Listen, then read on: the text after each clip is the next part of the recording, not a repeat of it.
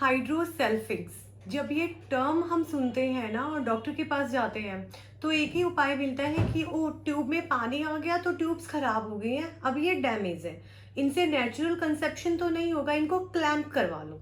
And clamp करवा कर आपका आईवीएफ सक्सेस हो ना हो इस बार, बट आप नेचुरल कंसेप्शन के लिए या कोई और अदर ट्रीटमेंट के लिए भी नहीं बचते, बिकॉज ट्यूब्स तो क्लैंप हो चुकी है।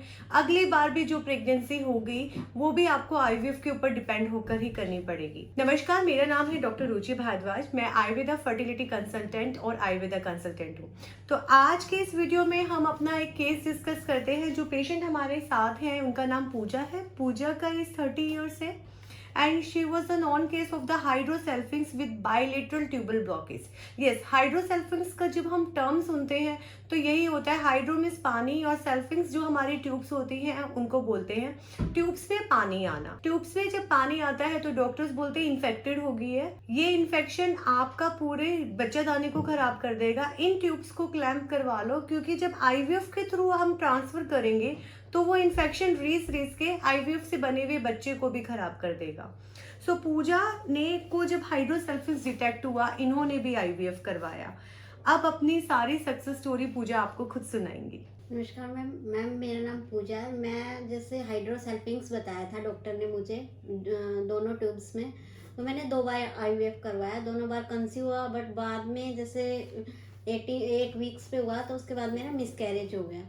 तो फिर मैंने दोबारा जैसे कोई मेरा रिलेटिव है, उन्होंने आपका रेफ़र दिया कि आप आयुर्वेदिक के थ्रू जाइए और इसका ट्रीटमेंट करवाइए। जब मैं आपसे मिली तो मुझे बिल्कुल उम्मीद नहीं थी कि भाई ये मेरा ट्रीटमेंट हो सकता है आयुर्वेद से, बट आपकी जो ट्रीटमेंट है उससे मुझे बहुत सारा सक्सेस मिला और आज मेरे ट्यूब्स दोनों ओपन है।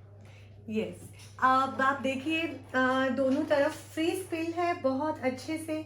ट्यूब्स का जो स्ट्रक्चर है बहुत अच्छा है। ट्यूब्स का जो लाइनिंग है अंदर का वो भी फाइन लाइनिंग लिखा हुआ है डॉक्टर ने रिपोर्ट्स में। एंड हम देख सकते हैं कि पानी नहीं है, कोई फुलावट नहीं है, कोई भी स्वेलिंग नहीं है ट्यूब्स में। तो हाइड्रोसेल्फिंक्स जिसको ये कह के टाल दिया जाता है और आपको आईवीएफ ही ऑप्शन दे दिया जाता है और आपको बोला जाता है पेट एक बार ट्यूब में पानी चला गया तो उसका कोई इलाज नहीं है, तो आयुर्वेद के मात्र 3 महीने के इलाज से हाइड्रोसेल्फिंक्स ट्रीट हो सकता है।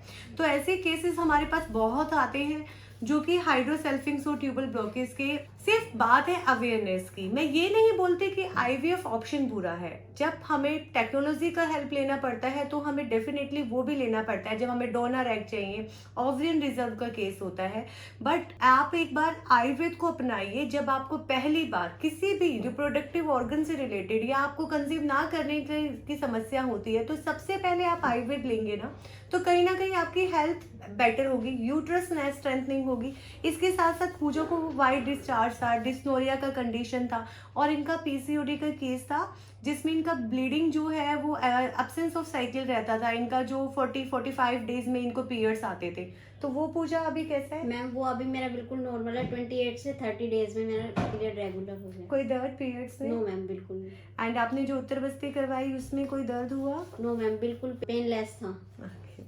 तो हमारे यहाँ पे जो ये ट्रीटमेंट होता है उत्तर बस्ती, जिसको मैं बार बार बोलती हूँ, हाइड्रोसेल्फिंक्स के केसेस में हम पहले 2 महीने की या 1 महीने की आपका हाइड्रोसेल्फिंक्स का साइज क्या है वो देखते हैं, उसको पानी सुखाने की मेडिसिन रहती है पेशेंट को। उसके बाद ही हम आपका दोबारा से अल्ट्रासाउंड करवा कर आपका उत्तर बस्ती प्लान करते हैं, क्योंकि हाइड्रोसेल्फिंक्स की कंडीशन में हम उत्तर बस्ती नहीं कर सकते। सेम पूजा के केस में हमने 1 महीने की दवाई पहले पानी सुखाने की दी थी एंड फिर हमने इनका उत्तर बस्ती किया था और आज हमारे पास रिपोर्ट्स है जो कि बिल्कुल नॉर्मल है। और तो यूट्रस की स्ट्रेंथनिंग नॉर्मल है, यूट्रस की लाइनिंग नॉर्मल है, क्योंकि पहले एडिनोमैटिक कंडीशन थी।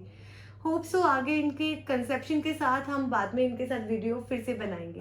Thank you.